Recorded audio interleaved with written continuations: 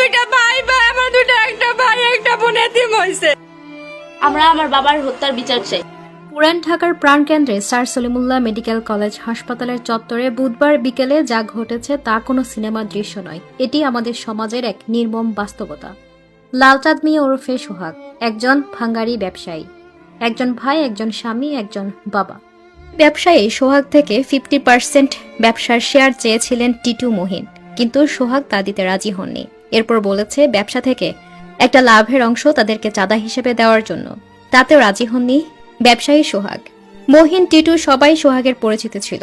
দুপুরে সোহাগের বাসায় দুপুরের খাবার খেয়েছিল টিটু। সেখানে বলেছিল চলো আজকে সবকিছু মিটমাট করে ফেলি, কিন্তু যার বাসায় সে দুপুরের খাবার খেয়েছে তার বুকে ছুরি মারার জন্য রেডি টিটু।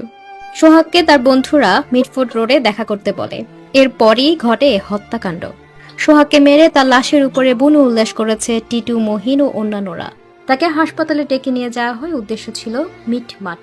সেই মিটমাটের বদলে তিনি আর ফিরে আসলেন না। নিথর রক্তাক্ত হয়ে পড়ে থাকলেন রাস্তায়। প্রকাশ্যে শত শত মানুষের সামনে একজন মানুষকে ধরে এনে পিটিয়ে হত্যা করা হয়। জানা যায় সোহাগের অর্ধবিবস্ত্র নিথর দেহ দুই যুবক টেনে হিচড়ে রাস্তার মাঝখানে নিয়ে আসেন। নিথর দেহ টেনে হিচড়ে নিয়ে আসা ব্যক্তিদের একজন তখন মোবাইল ফোনে কথা বলছিলেন। ওই সময় সোহাগের রক্তাক্ত মুখের উপর কিল ঘুষি দিতে থাকেন আরেকজন দৌড়ে এসে সোহাগের বুকের উপর লাফাতে শুরু করেন। বুনো উল্লাস করেন তারা। প্রকাশ্যে কেন এই নৃশংসতা? জনগণ দাঁড়িয়ে দেখছিলেন এসব, কারো সাহস হচ্ছিল না এগিয়ে আসার। হ্যাঁ দর্শক, পুরান ঢাকার sir Salimullah medical college Mitford হাসপাতাল কম্পাউন্ডে প্রকাশ্যে হত্যার পর নৃশংসতা নেপথ্যে এমন দৃশ্য দেখা যায় যে ভিডিও সোশ্যাল মিডিয়ায় রীতিমতো ভাইরাল। জানা যায় ব্যবসার নিয়ন্ত্রণ নিয়ে দ্বন্দ্বের জেরে এই হত্যাকাণ্ড। বুধবার বিকেলে লালচাঁদ মিয়া ওরফে সোহাগ নামে এক ব্যবসায়ীকে ধরে এনে সেখানে পিটিয়ে ইট ও পাথর দিয়ে মাথা থেতলে হত্যা করা হয়। এরপর নিথর দেহ টেনে হিচড়ে কম্পাউন্ডের বাইরের সড়কে এনে শত শত মানুষের সামনে চলে উন্মত্ততা। বৃহস্পতিবার ঘটনাস্থলের একটি সিসিটিভি ফুটেজ ভাইরাল হয়। তাতে দেখা যায় লাশ ঘিরে হামলাকারীদের নৃশংসতা। ঘটনার সময় অদূরে চলছিল হাসপাতালের চিকিৎসা সেবা। নিরাপত্তার দায়িত্বে ছিলেন আনসার ক্যাম্পের সদস্যরা। তবে সন্ত্রাসী আতঙ্কে কেউ এগিয়ে আসেনি।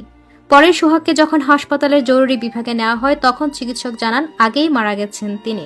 প্রত্যক্ষদর্শীরা জানান শুধু হত্যা করে থামেননি হামলাকারীরা। মৃত্যু নিশ্চিত হওয়ার পর তারা লাশের উপর নৃশংসতা চালিয়েছে।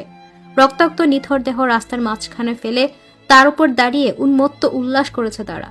একজন নয়, একাধিক হামলাকারী লাশের নাক, মুখে এবং বুকের উপর একের পর এক আঘাত করেছে। সিসিটিভি ফুটেজে দেখা যায় সোহাগের অর্ধবিবস্ত্র নিথর দেহ দুই যুবক টেনে হিচড়ে রাস্তার মাঝখানে নিয়ে আসেন। নিথর দেহ টেনে হিচড়ে নিয়ে আসা ব্যক্তিদের একজন তখন